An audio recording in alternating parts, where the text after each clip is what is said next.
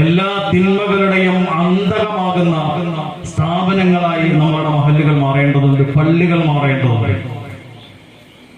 അതിന് ചുക്കാൻ പിടിക്കേണ്ടത് മൂന്നാളുകളാണ്. ഒന്ന് പണ്ഡിതന്മാർ, മറ്റൊന്ന് പരിപാലകർ, മറ്റൊന്ന് നാട്ടുകാർ. പണ്ഡിതന്മാർ പ്രവാചകന്മാരുടെ അനന്തരാവകാശികളാണ്. പ്രവാചകന്മാരുടെ പ്രബോധനത്തിന്റെ ഹിംസഭാഗവും അവർ ജനിച്ചു വീണ നാട്ടിലായിരുന്നു, അവർ പിറന്നു വീണ നാട്ടിലായിരുന്നു. ഒരു ആലിമിന്റെ പ്രബോധനം എങ്ങനെയായിരിക്കണമെന്ന് പ്രവാചകനിലൂടെ അല്ലാഹു പഠിപ്പിക്കുന്നുണ്ട്. യാ അയ്യുഹൽ മുദ്ദസ്സിർ, പുതപ്പിട്ട് മൂടിക്കിടക്കുന്ന പ്രവാചക, ഖും ഫഅൻദിർ, നീ എണീറ്റ് നിൽക്കുക, നേരെ നിൽക്കുക, നിവർന്നു നിൽക്കുക. ചായാതെ ചെരിയാതെ ആടാതെ മുട്ടുവളയാതെ നിവർന്നു നിന്നിട്ട് ഫഅൻദിർ വറബ്ബക ഫകബ്ബിർ.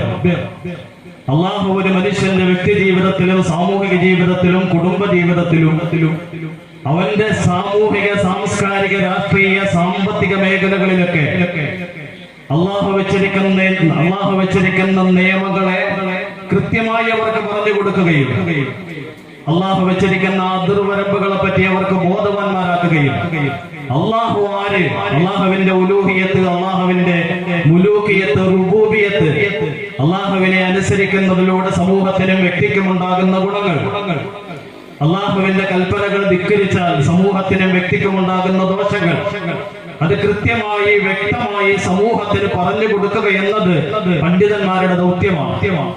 ആ ദൗത്യ നിർവഹണത്തിന് വേണ്ടി എണീറ്റ് നിൽക്കുന്ന ഒരു പണ്ഡിതനെ ഭീഷണിപ്പെടുത്താനും പ്രലോഭിപ്പിക്കാനും മുട്ടുവളയ്ക്കാനും ചായച്ചു കളയാനും പറഞ്ഞുവിടാനും ഒക്കെ പല ആളുകളെ ശ്രമിച്ചുകൊണ്ടേയിരിക്കും.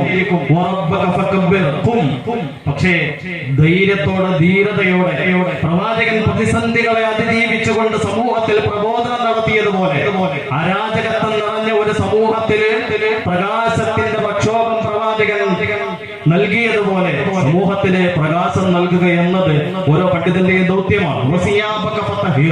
അതിനോടൊപ്പം തന്നെ വസ്ത്രത്തെ അള്ളാഹു ചേർത്ത് പറയുന്നുണ്ട്.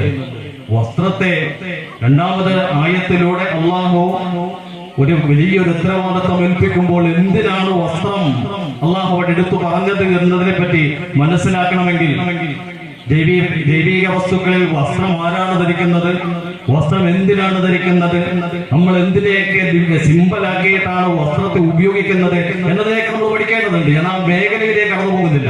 ഏറ്റവും ചുരുങ്ങിയത് എല്ലാ മനുഷ്യരെയും ഉൾക്കൊള്ളാൻ കഴിയുന്ന, ആരെയും അകറ്റി നിർത്താത്ത, അപരവൽക്കരിക്കാത്ത, അരികുവൽക്കരിക്കാത്ത, എല്ലാവർക്കും ഉൾക്കൊള്ളാൻ കഴിയുന്ന, എല്ലാവരെയും ചേർത്ത്